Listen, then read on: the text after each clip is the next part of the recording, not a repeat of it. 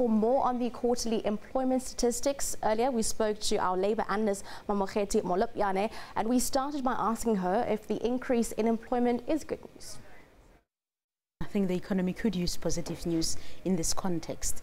And I say this because we have come out of a negative period in terms of our GDP, in terms of how the economy is performing, in terms of employment. So for now, perhaps also equally so under the new president, it gives sort of a positive look for those who are coming to invest or those who seek to invest, to say, well, there has been a positive move. It's not all doom and gloom. And I think that's a start. So we're seeing jobs in trade, mining and transport seeing a decrease in employment. What factors do you think led to this? Obviously, the mining sector is going through the pace as per global trends, and we are seeing that globally throughout the world, China, India have decreased their consumption of our products, and so South Africa equally is feeling the pressure of that. But on another level, the mining industry in South Africa alone, not just in globally, but on its own, it's facing challenges of restructuring operations, challenges of electricity within its operation. It affects output, but also as companies are restructuring their boards, one of the things that they do is reduce the number of people they employ. So obviously now it's not surprising that we are seeing people in the mining sector having the highest retrenchments.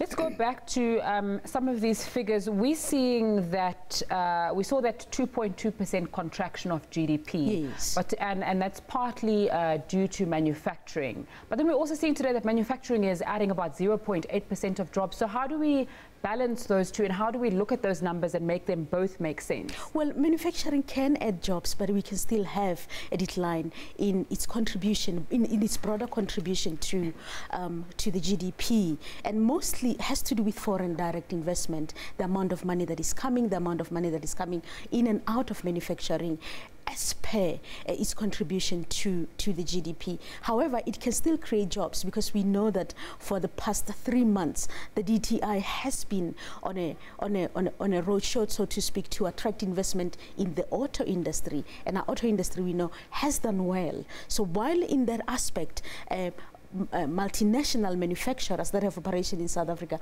has expanded their operations, ergo new jobs being created, example BMW, Mercedes-Benz South Africa, and even Nissan and Ford.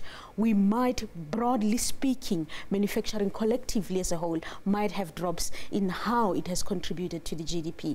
That for us is a tricky one.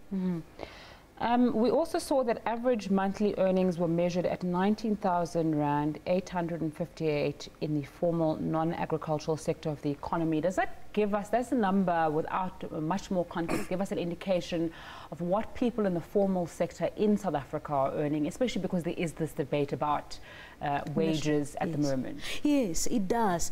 But it could also be misleading, because therefore it can be taken that in the formal sector, people are earning well, whereas you and I know the formal sector equally has the highest number of casualized workers, has the highest number of informal work. By informal work, we mean work that is not seen as permanent and ongoing. It is sporadic, it comes and goes. So that earnings of 19,000 might give the impression that people are actually earning wages that are that level, but in actual reality, it might be slightly less. Also, one would recall that often Stats SA, when it puts its numbers together, it looks at the median wage and it looks at a higher wage. But at the entry level income, we are seeing that within the formal sectors, wages are still repressed, companies are still holding back in terms of increasing wages, and that for me is the key issue.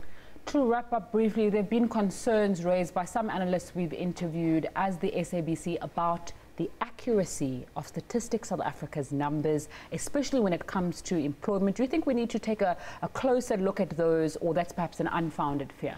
We have to take a closer look at that, and it has been an ongoing topic perhaps for the past 5 years, because argument is that it does not reflect the reality of employment in South Africa, because it doesn't consider those who are outside formal employment per se, but at the same time, it does not per se better capture the actual value of who is employed and who is unemployed, and the actual wages that are paid to people, not in terms of net income or gross income, but in terms of the actual living wage that sustains them.